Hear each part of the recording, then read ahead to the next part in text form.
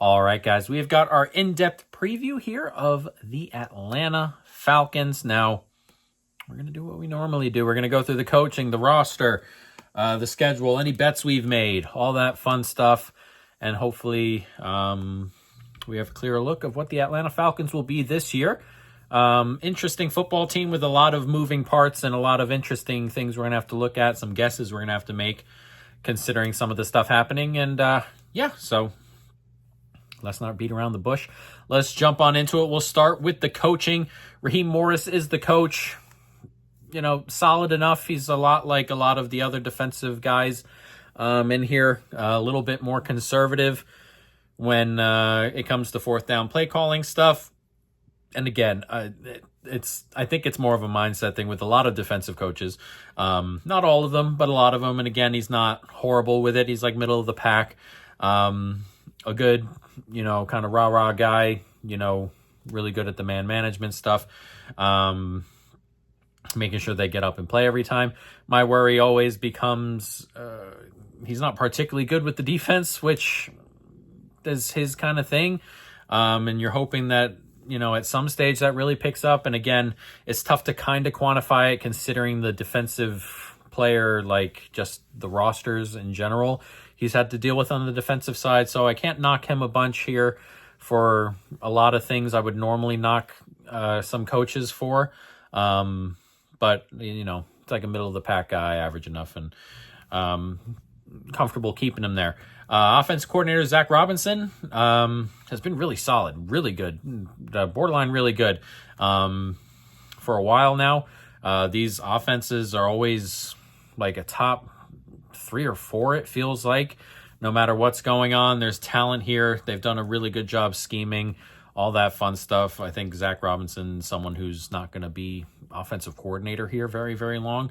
But again, really like him, really like the play calling, all that stuff here. So coaching staff is solid and something you'd take anywhere pretty much in terms of solidity. But let's jump on into the roster. And we'll start with the most interesting one here, the quarterback.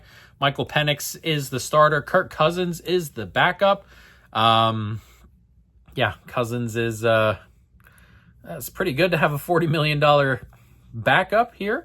$40 million a year backup, but he's older, coming off his injuries. Started okay, fell apart a little bit toward the end of last year.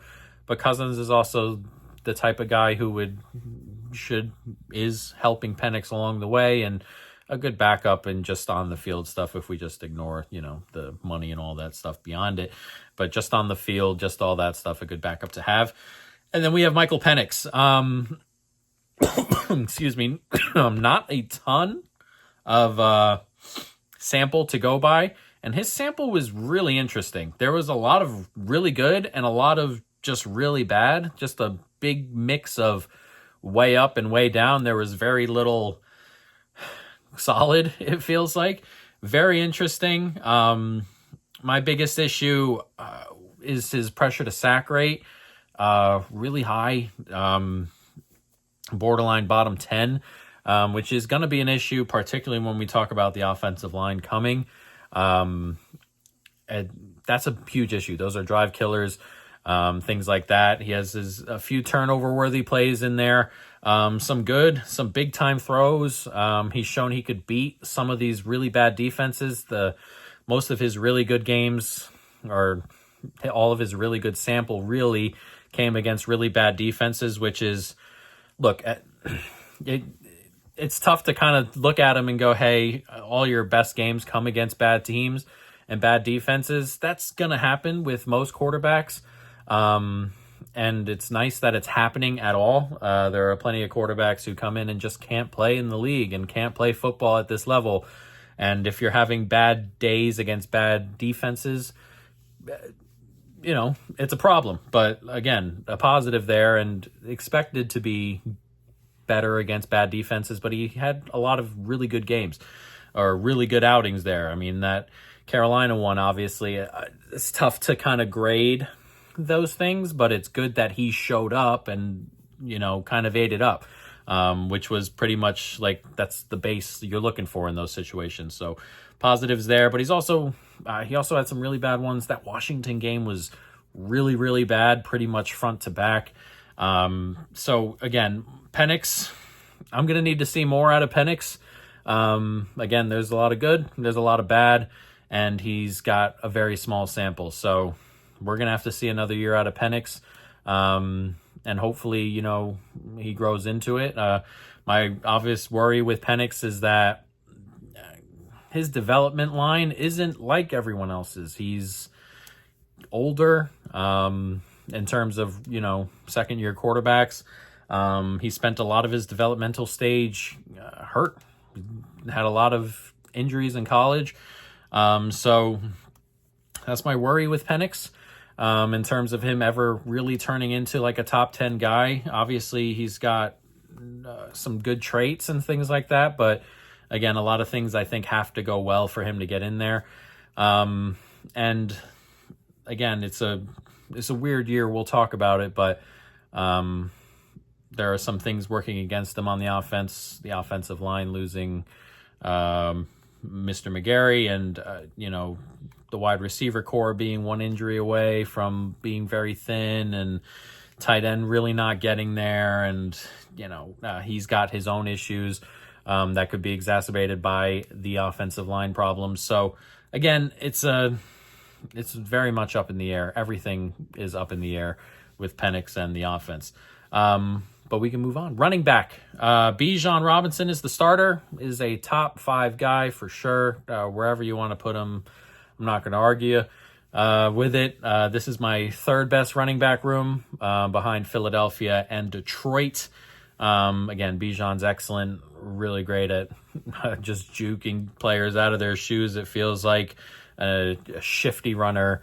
Vision's excellent, just an all-around really great running back. Tyler Algier, solid backup. There are probably teams out there who would take him over their one right now.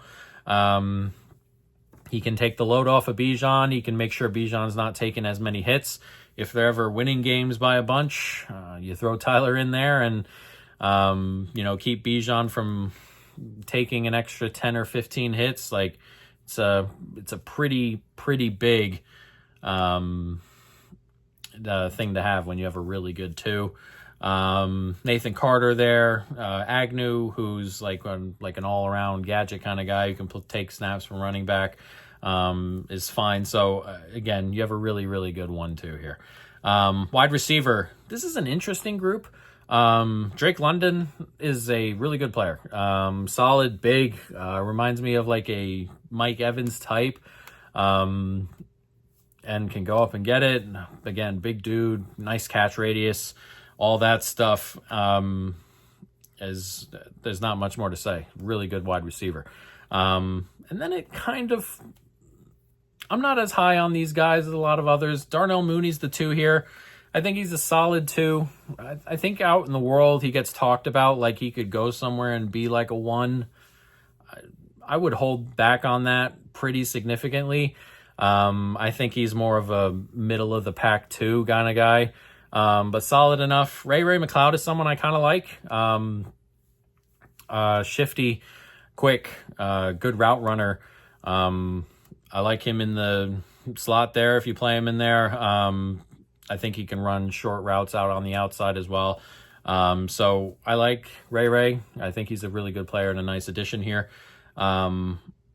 Or been a nice addition here. He didn't come over the summer or anything, but, a good player here. And then it falls off pretty heavily.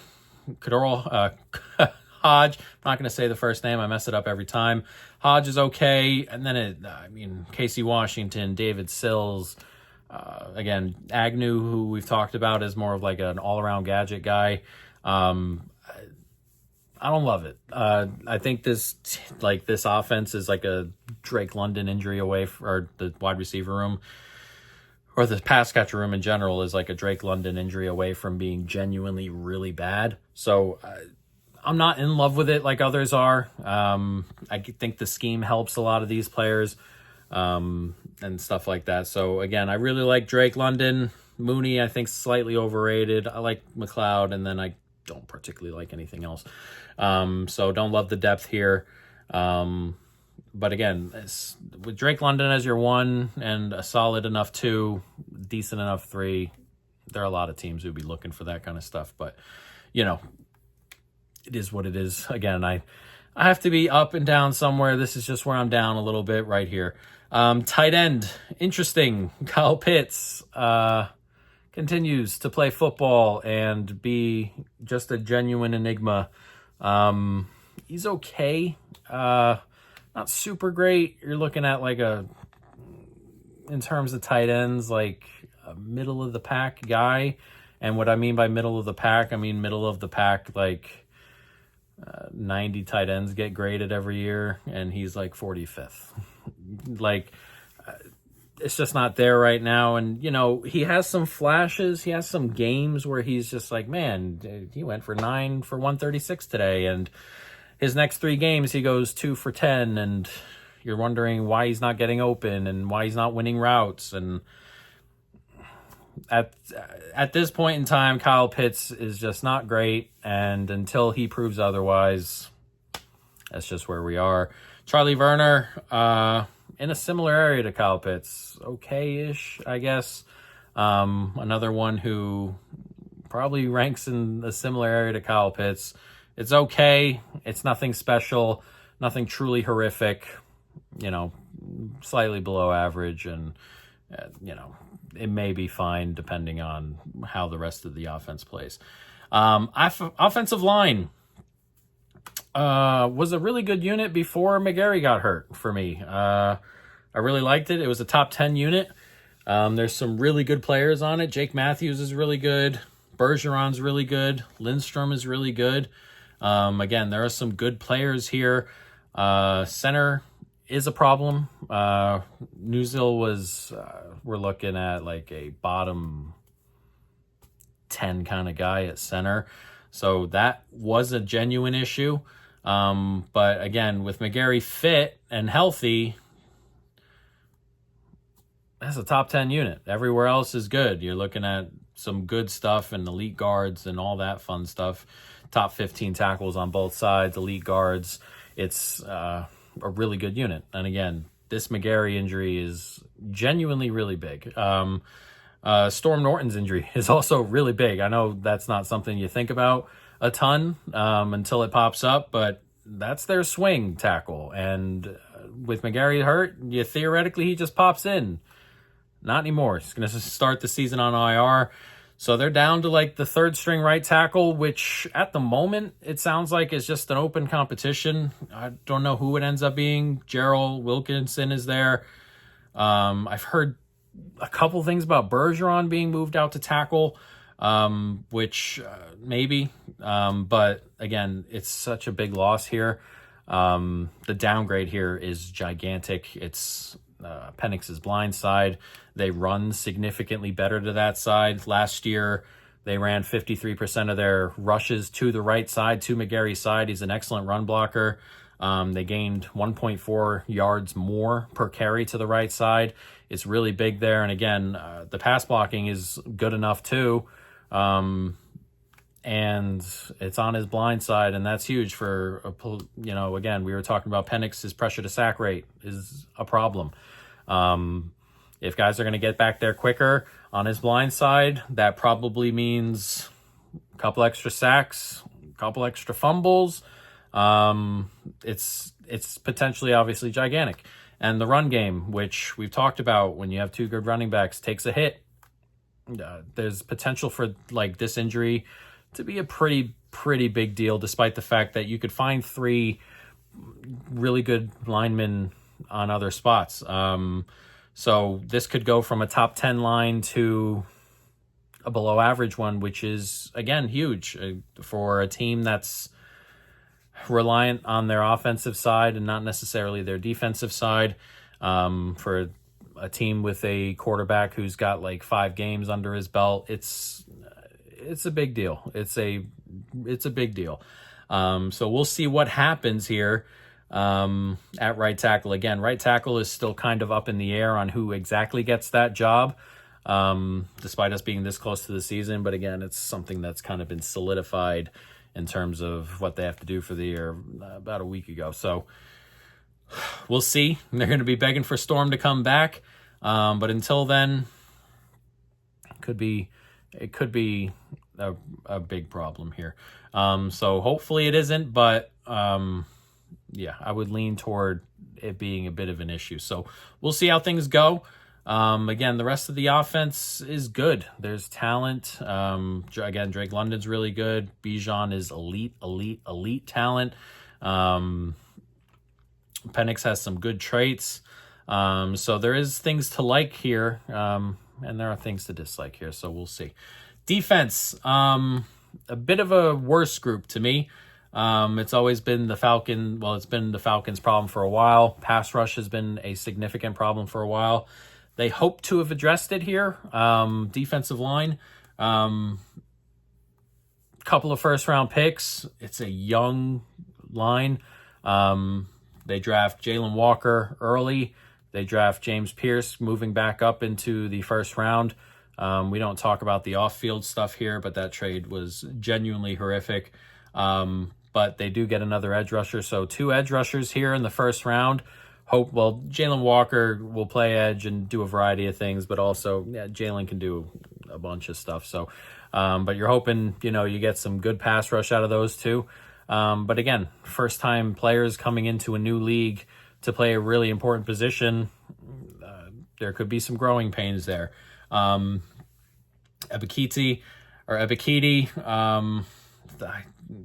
forgive me on the name, in his 4th year, going into his 4th year, has had a pretty solid career. Nothing spectacular or anything like that, but solid. Leonard Floyd comes over. Floyd's been pretty bad for 2 years. If these 2 guys hit on the offensive, or if one of the 2 rookies hits and Ebiketie continues to play solid, Floyd, I think, ends up just being a rotational guy by the end of the year. He's okay, but interior, okay. Onyemata's pretty solid. Zach Harrison's solid. And then you got the second-year player, another one with a name I'm going to mess up, Horo. Yeah, I remember doing it last year. I remember during the draft, everybody messing up on his name, and just, I still don't get it, and it's fine. But he was okay last year, missed a bunch of time. So you're hoping he can step in, especially considering Street was cut.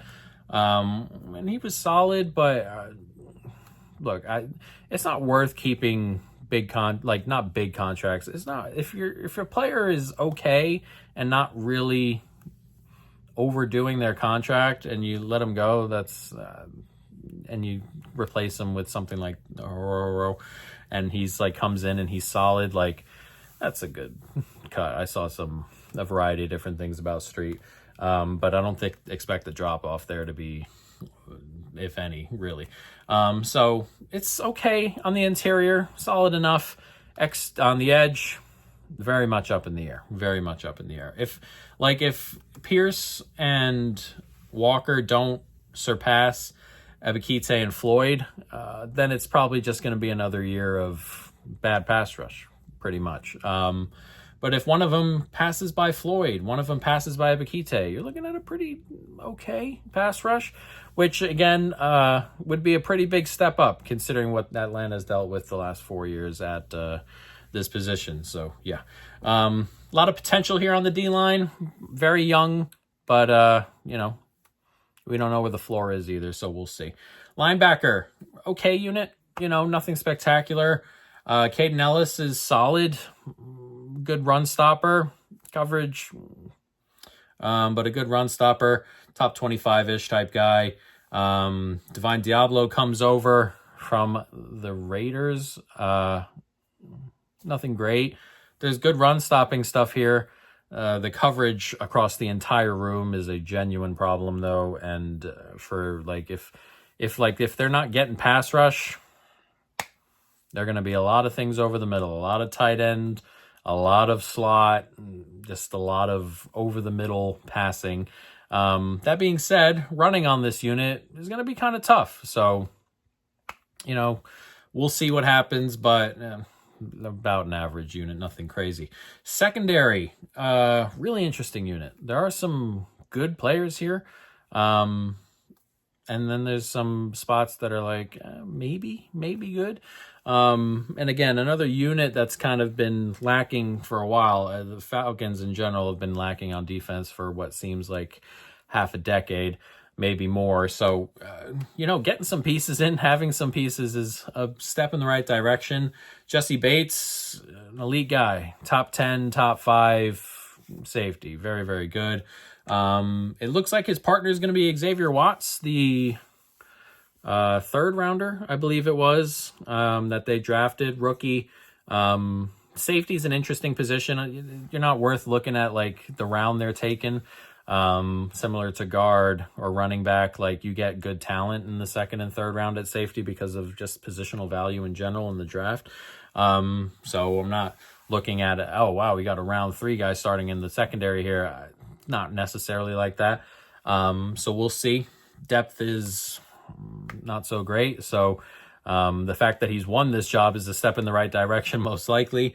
Corner, another interesting group. AJ Terrell is still good. Took a bit of a step back last year to what he was. He's had a couple of these step backs 4 years ago or 3 years ago.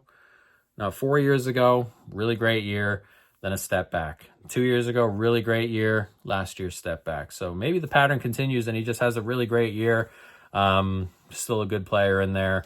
So we'll see going forward. Mike Hughes,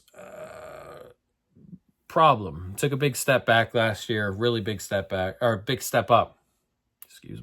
Step up last year. I knew I wrote that wrong. Step up last year. So hopefully they can continue. It's his first year having a really, really good time. So, again, defense is an interesting one to predict. It's definitely the least likely to do so. It's very up and down. So again, he had a step up last year, a good step up. Whether that sticks is going to probably be a big part of how the Falcons do defensively. Clark Phillips was solid. Not a ton of snaps, around 300, which is okay in terms of sample size, but nothing super crazy. So we'll see there. Billy Bowman in the mix there as well, the new draftees. So there are some pieces, and if Hughes can continue that trajectory, you're looking at solid play. You're probably looking at a pretty decent group. Whether that happens or not is a completely different story. And it's tougher, again, on the secondary if you're not getting pass rush here. If they're not getting pass rush here, it doesn't matter if Terrell gets back to who he was. It doesn't matter if Mike Hughes stays who he was last year. Like, Phillips could continue to be solid. It doesn't matter. Jesse Bates can continue to be elite.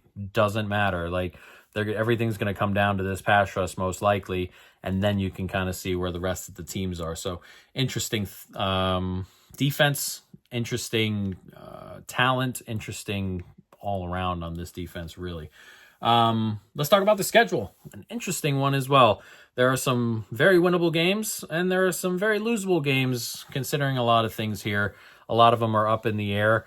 There are a lot of pick'ems. The beginning of the schedule is kind of tough. They're going to be an underdog for the first 6 or 7 here. Tampa Bay at home, slight dogs, and then at Minnesota, at Carolina is tough before you get Washington at home before the bye. Early bye, good here. Like, again, I like late buys if you're a team who's going to push playoffs, push division, have a real go at a title. And again, I'm not saying the Falcons can't push division here or can't push having a good year, but young quarterback, problems on the offensive line, injuries, all that stuff. An early bye, I think, is helpful here. Then after the bye, you get 2 tough ones, Buffalo at home and then at San Francisco. 2 very difficult games there. And then it kind of eases a little bit. You get Miami at home. It's the first time you're going to be a favorite, depending on the Carolina game, I guess. First time you're going to be a favorite at New England, and then Indianapolis out of the country. After that New England trip is tough, and then Carolina at New Orleans, at the Jets, home to Seattle. So those are all winnable. You got like a 3, 4, 5, 6, 7 game stretch there where games are winnable for sure. And they're, again, early on in the season, games are winnable. Obviously, being a dog doesn't mean necessarily anything for winning the football game. Just that, you're not favorite to do so. And then the end of season's pretty tough here. At Tampa, at Arizona, home to the Rams, then home to the Saints at the end here. So if you're going to have a playoff push, if you think 10, 10 wins here wins you the division, which is very possible in this division, you have that stretch in the middle there, and then you're just looking for a couple wins. You know what? You got Tampa Bay at home. You get Carolina there, Miami, New England, Indy, Carolina, New Orleans twice, Jets, Seattle at home. Like, there are winnable games on this schedule for sure. Again, whether they get there or not is a completely different story. And I am going to bet a few things. I'm going to bet a unique bet here. This is kind of a bet on just the uncertainty of this team dipping to the bad. I don't think a lot has to go wrong here for this team to have like a 7-10 type season, which is in the realm of possibility here. I think the total is 8.5 on their wins. A 7-win season is very much in the realm of possibilities here. 7, 8, or 9 is in the realm of possibilities here. And our bet is Falcons' longest win streak under 3.5 wins at -205, a $2.31 bet for me. And our challenge, there are some interesting spots on this schedule, but again, the first 6 and 7 of the first 8, they're going to be underdogs. It's tough to see a 4-game win streak in that gap. And then you get some tough spots here. After the San Francisco game, you have a 7-game stretch here where you're in these games and you're going to be favorite quite a bit, and you're in these games. You get Miami at home, then at New England is a tough one. Going to be dogs there. And then Indianapolis overseas, and then you come back and play a division game against Carolina. We're looking for 1 loss in there. Then you get like a Carolina at New Orleans, at the Jets, Seattle spot, looking for 1 loss in there. And then everywhere else, I'm struggling to see 3 or 4 wins in a row. Those would be the spots. So again, don't love the schedule in the first 8 or so. And then you're looking at international travel in the middle, division games in the middle, couple of road games here, and then the back half here, Seattle, at Tampa, at Arizona, Rams all in a row. There are just very few spots here where I can see 4 straight wins outside of the middle, and I'm hoping for the bet that, you get a road game at New England, and then you get, like, again, overseas to play Indianapolis. Then you come home and play a division rival who's been kind of waiting on you. Then 2 more road games. It's a lot, and I think it's way more likely that they don't get to 4 wins in a row than they get to, than they don't. So that's our bet. That's what we like, and those are the Atlanta Falcons.